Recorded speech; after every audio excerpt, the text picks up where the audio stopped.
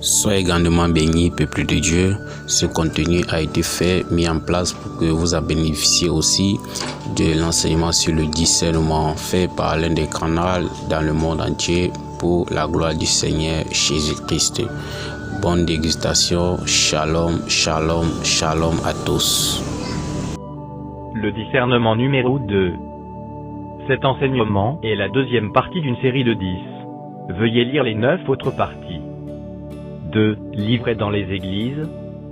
Actes chapitre 20, versets 29 à 30. Verset 29. Je sais qu'il s'introduira parmi vous, après mon départ, des loups cruels qui n'épargneront pas le troupeau. Verset 30. Et qu'il s'élèvera du milieu de vous des hommes qui enseigneront des choses pernicieuses, pour entraîner les disciples après eux.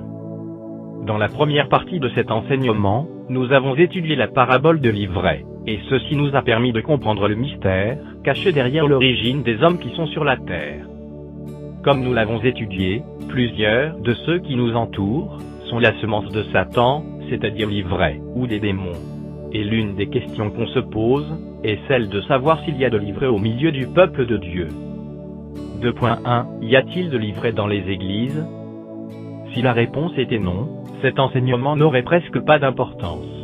Dans les églises, ou encore dans les assemblées dites chrétiennes aujourd'hui, il y a plus d'ivraie que de blé, c'est-à-dire qu'il y a plus de démons que de vrais enfants de Dieu. La plupart de ceux qu'on appelle chrétiens, nés de nouveau aujourd'hui, sont des gens qui ne seront jamais sauvés, c'est-à-dire des gens qui en réalité ne croient point en Jésus, bien que donnant l'impression d'être en train de suivre Jésus.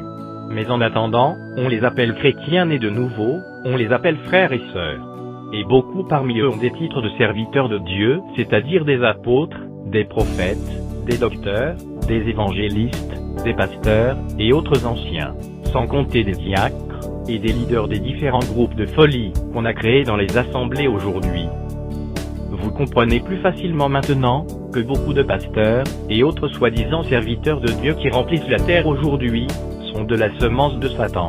De la même manière, beaucoup de chrétiens, et autres soi-disant enfants de Dieu qui remplissent la terre aujourd'hui, sont de l'ivraie.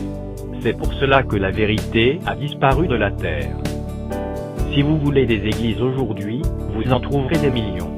Mais si vous cherchez quelques groupes de vrais enfants de Dieu, vous en trouverez trop peu.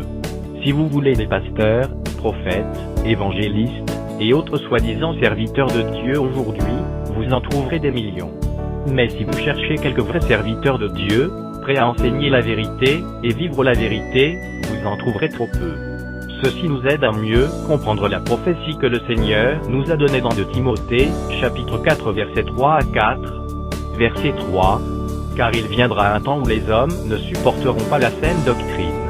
Mais, ayant la démangeaison d'entendre des choses agréables, ils se donneront une foule de docteurs selon leurs propres désirs. Verset 4. Détourneront l'oreille de la vérité, et se tourneront vers les fables. Maintenant que nous savons que dans les églises et dans les assemblées dites chrétiennes, il y a plus d'ivraie que de blé, c'est-à-dire qu'il y a plus de démons que de vrais enfants de Dieu, il serait encore plus important pour nous de savoir comment les reconnaître. 2.2 Comment les reconnaître? Du fait que la vérité n'est plus prêchée, beaucoup de ces démons se sentent à l'aise dans des églises. Par manque de discernement, on ne les distingue plus des vrais enfants de Dieu, ce qui crée une sérieuse confusion. Gloire à Dieu. Nous examinerons maintenant les éléments de discernement qui nous aident à les reconnaître. Matthieu, chapitre 7, versets 15 à 20. Verset 15. Gardez-vous des faux prophètes. Ils viennent à vous en vêtements de brebis, mais au-dedans, ce sont des loups ravisseurs. Verset 16. Vous les reconnaîtrez à leurs fruits. Cueille-t-on des raisins sur des épines, ou des figues sur des chardons? Verset 17.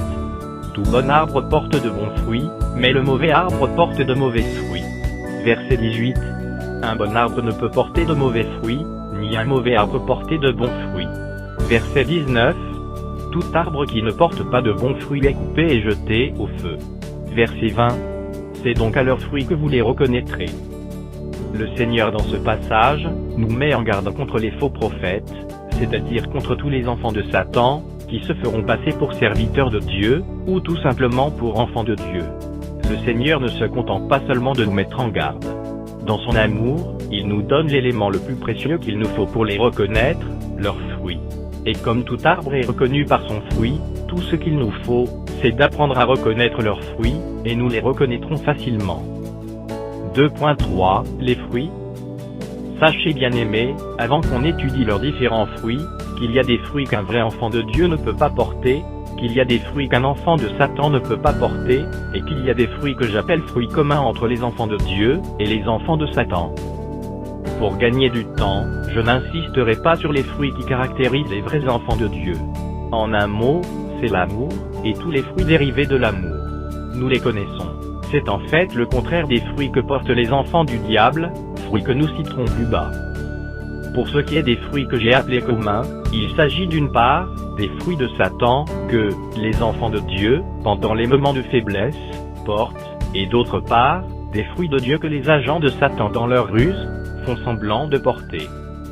Les fruits de Satan que les enfants de Dieu portent souvent, c'est le péché, sous toutes ses formes. Le péché est du diable. Celui qui pêche est du diable, car le diable pêche dès le commencement, 1 Jean chapitre 3 verset 8.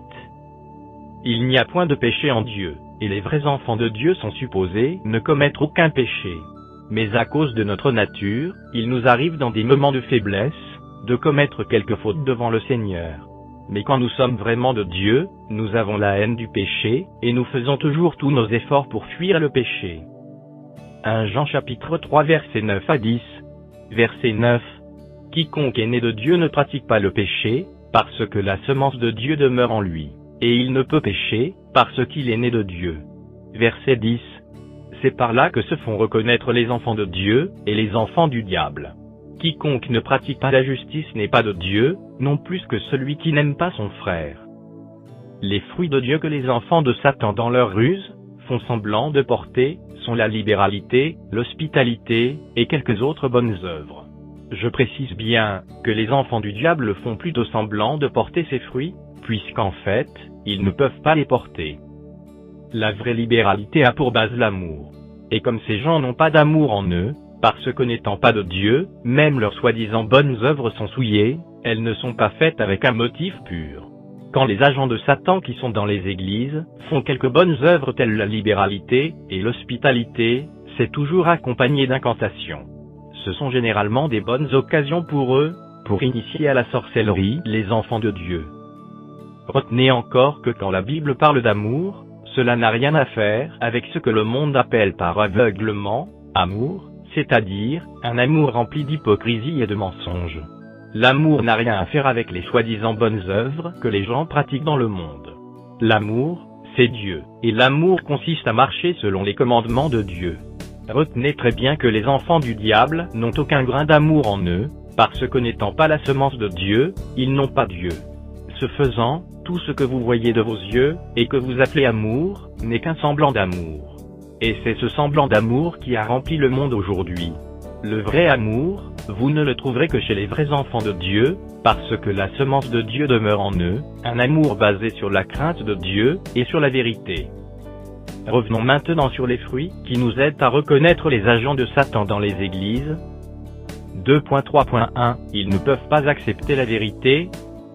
Dans le premier enseignement, j'ai parlé Lucas, de ceux qui ne sont pas prêts à supporter même le faux évangile. D'autres, par contre, acceptent le faux évangile, c'est-à-dire l'évangile fondé sur le mensonge, sur la fausse doctrine. Et ils se réjouissent très bien dans ce mensonge, ils sont à l'aise dans ce genre d'évangile. Mais ils n'aiment pas sentir la vérité. Ce sont eux qui combattent sauvagement la vérité. Ils persécutent férocement ceux qui prêchent la vérité, s'appelant pourtant chrétiens. S'ils sont donc très nombreux dans des églises aujourd'hui, c'est parce que la vérité a disparu du milieu dit chrétien. C'est le mensonge, c'est-à-dire la fausse doctrine, qui se prêche et se pratique dans des églises. Et comme ces gens sont du mensonge, ils sont à l'aise dans ces assemblées où la fausse doctrine est enseignée. Ils ne sont pas dans les assemblées parce qu'ils ont accepté Jésus-Christ. Ils y sont parce que ces milieux de mensonges leur sied bien. Quand la vérité arrive, ils la combattent de tout leur cœur, et combattent sauvagement les prédicateurs de la vérité. Le milieu chrétien est rempli de cela. Ce sont eux qui remplissent toutes les grandes assemblées de folie que vous connaissez aujourd'hui. Ils se montrent tellement zélés pour le Seigneur, mais malheur à toi si tu leur apportes la vérité. Ils te demanderont comme Pilate, qu'est-ce que la vérité? Vous les reconnaîtrez dès maintenant, même s'ils se font appeler serviteurs de Dieu. Ne vous étonnez donc plus qu'il y ait dans le monde beaucoup de ce qu'on appelle serviteurs de Dieu, avec tous les grands titres, même les titres que Dieu n'a jamais attribués, avec des millions de soi-disant chrétiens nés de nouveau, mais avec trop peu qui soient prêts à accepter la vérité. Il est étonnant de constater qu'on rencontre parfois des grandes assemblées de plusieurs centaines de fidèles, parmi lesquels on n'a pas une dizaine de ceux qui sont de la semence de Dieu. Bien-aimés, ne soyez pas étonnés de ce que, quand vous visitez une de ces assemblées de folie le dimanche, vous avez la nausée en voyant ce qui se passe, et au même moment, vous voyez d'autres personnes se réjouir, et vous raconter comment il y a l'onction dans la salle. De la même manière qu'une semence de Dieu ne peut pas s'épanouir dans le mensonge, une semence de Satan ne peut pas se réjouir dans la vérité. Retenez bien que le mensonge, c'est la fausse doctrine, c'est-à-dire toute doctrine non conforme à la parole de Dieu, des faux enseignements non conformes à la Bible que la religion humaine véhicule aujourd'hui. La vérité, par contre, c'est la parole de Dieu telle qu'elle est écrite, c'est la saine doctrine. Si vous créez une assemblée de folie aujourd'hui, elle va se remplir immédiatement. Mais tentez de rester sur la doctrine de Jésus, tous vont s'en aller, et les persécutions vous viendront de partout. Vous comprenez maintenant plus facilement que toutes les grandes assemblées des milliers de membres que vous connaissez aujourd'hui, sont des assemblées de démons. Ce sont des assemblées créées pour distraire et séduire les vrais enfants de Dieu, et pour préparer l'église apostate de l'Antéchrist. C'est pour cela que tout est enseigné dans ces assemblées, sauf la vérité. Les fondateurs de ces assemblées utilisent juste le nom de Jésus comme une couverture pour faire leur folie. La Bible nous dit qu'ils ont l'apparence de la piété, mais renient ce qui en fait la force. De Timothée chapitre 3 verset 5. Quand on leur prêche la vérité, ils sont furieux, et ils la combattent violemment, persécutent celui qui prêche cette vérité. Et après cela, ils se mettent à prier, ils organisent, même ce qu'ils appellent, réunions de prière, et veillées de prière. Ils se séduisent en disant qu'ils prient Dieu. Retenez ceci très bien, si quelqu'un détourne l'oreille pour ne pas écouter la loi, sa prière même est une abomination. Proverbes, chapitre 28 verset 9. Les milieux appelés églises sont tellement pourris aujourd'hui, que les vrais enfants de Dieu ne savent plus que faire. D'ailleurs, dans presque chaque pays du monde actuellement, les vrais enfants de Dieu sont déjà sortis de toutes ces assemblées de démons, et se réunissent en petits groupes dans des maisons, pour se sanctifier en attendant le son de la trompette. Ceci n'est pas étonnant, la parole de Dieu nous dit que l'homme inique est en abomination au juste, et celui dont la voie est droite, est en abomination aux méchants. Proverbes, chapitre 29 verset 27. Si vous voyez quelqu'un être à l'aise dans ces milieux apostats, sachez qu'il est dans son milieu. Aucune vraie semence du Seigneur ne peut supporter la fausse doctrine, et l'abomination qui se pratique dans ces assemblées apostates aujourd'hui. Leur folie est devenue si manifeste, que quelqu'un animé de l'Esprit de Dieu ne peut supporter ce qu'il voit et entend. Et même les quelques enfants de Dieu qui par ignorance vont encore dans ces milieux, sortiront bientôt, avec l'aide du Saint-Esprit. 2.3.2 Ils ne peuvent pas demeurer dans la vérité. Il y a aussi un bon nombre parmi eux qui acceptent la vérité, mais ils ne peuvent pas demeurer dans la vérité. Examinons ce passage, 1 Jean chapitre 2 verset 19, ils sont sortis du milieu de nous, mais ils n'étaient pas des nôtres. Car s'ils avaient été des nôtres, ils seraient demeurés avec nous, mais cela est arrivé afin qu'il soit manifeste que tous ne sont pas des nôtres. Examinons aussi ces passages de l'évangile de Jean. Jean, chapitre 6 versets 60 à 70. Plusieurs de ses disciples, après l'avoir entendu, dirent, « Cette parole est dure, qui peut l'écouter ?» Verset 61. Jésus, sachant en lui-même que ses disciples murmuraient à ce sujet, leur dit, « Cela vous scandalise-t-il » Verset 62. Et si vous voyez le Fils de l'homme monter où il était auparavant. Verset 63. C'est l'esprit qui vivifie, la chair ne sert de rien. Les paroles que je vous ai dites sont esprit et vie. Verset 64. Mais il en est parmi vous quelques-uns qui ne croient point. Car Jésus savait dès le commencement, qui étaient ceux qui ne croyaient point, et qui était celui qui le livrerait. Verset 65. Et il ajouta, c'est pourquoi, je vous ai dit que nul ne peut venir à moi, si cela ne lui a été donné par le Père. Verset 66. Dès ce moment, plusieurs de ses disciples se retirèrent, et ils n'allaient plus avec lui. Verset 67. Jésus donc dit aux 12, « Et vous, ne voulez-vous pas aussi vous en aller » Verset 68. Simon-Pierre lui répondit, « Seigneur, à qui irions-nous? Tu as les paroles de la vie éternelle. » Verset 69. Et nous avons cru et nous avons connu que tu es le Christ, le Saint de Dieu. Verset 70. Jésus leur répondit, « N'est-ce pas moi qui vous ai choisi, vous les 12? Et l'un de vous est un démon. » N'étant pas de la vérité, ils trouvent toujours la vérité trop dure, et ne peuvent pas la supporter. Il y a un élément frappant ici, c'est le fait que Jésus ne soit pas surpris de leur attitude vis-à-vis de la vérité. En plus, quand ces gens choisissent de fuir la vérité, Jésus ne s'en inquiète pas du tout. Il ne court pas après eux, pour les supplier de revenir, mais au contraire il demande, même à ceux qui sont restés, pourquoi ils ne partent pas aussi. Si l'on compare le pasteur Jésus au pasteur d'aujourd'hui, on serait tenté de croire que Jésus était un mauvais pasteur, qui ne savait pas prendre soin de ses brebis, et qui ne courait pas après les fidèles qui se décourageaient. Nous savons pourtant qu'il n'y a pas de meilleur berger que Jésus. La différence avec les pasteurs d'aujourd'hui, c'est que Jésus avait le discernement. Il savait qu'il y a des gens qui ne croient point, c'est-à-dire des gens qui ne peuvent pas être sauvés, tout simplement parce qu'ils ne sont pas de la semence de Dieu. Jésus savait aussi que même en se compromettant, l'on ne pouvait pas gagner des gens pareils, parce qu'ils ne peuvent être gagnés du tout. Combien de pasteurs aujourd'hui, par manque de discernement, passent le temps à courir après les démons, qui ne peuvent pas supporter la vérité, et souffrent en vain pour tenter de les gagner. Pour les faux pasteurs, leur cas n'a rien à voir avec le manque de discernement. Ils ont plutôt la cupidité pour mobile. C'est l'amour de l'argent qui les anime. À cause de la cupidité, à cause de l'amour de l'argent, pour mieux collecter les dîmes et offrandes, ces pasteurs passent leur temps à courir derrière des gens qui ne peuvent pas supporter la vérité. D'autres même vont jusqu'à changer leur message, pour faire revenir les gens qui sont partis, et aussi pour empêcher ceux qui veulent partir. Non pas par souci de sauver les âmes, mais pour ne pas perdre les dîmes et offrandes. Jean, chapitre 8 versets 30 à 44. Comme Jésus parlait ainsi, plusieurs crurent en lui. Verset 31. Et il dit aux Juifs qui avaient cru en lui, « Si vous demeurez dans ma parole, vous êtes vraiment mes disciples. » Verset 32. Vous connaîtrez la vérité, et la vérité vous affranchira. Verset 33. Ils lui répondirent, « Nous sommes la postérité d'Abraham, et nous ne fûmes jamais esclaves de personne. Comment dis-tu, vous deviendrez libres » Verset 37. Je sais que vous êtes la postérité d'Abraham, mais vous cherchez à me faire mourir, parce que ma parole ne pénètre pas en vous. Verset 38. Je dis ce que j'ai vu chez mon Père. Et vous, vous faites ce que vous avez entendu de la part de votre Père. Verset 39. Ils lui répondirent, Notre Père, c'est Abraham. Jésus leur dit, Si vous étiez enfants d'Abraham, vous feriez les œuvres d'Abraham. Verset 40.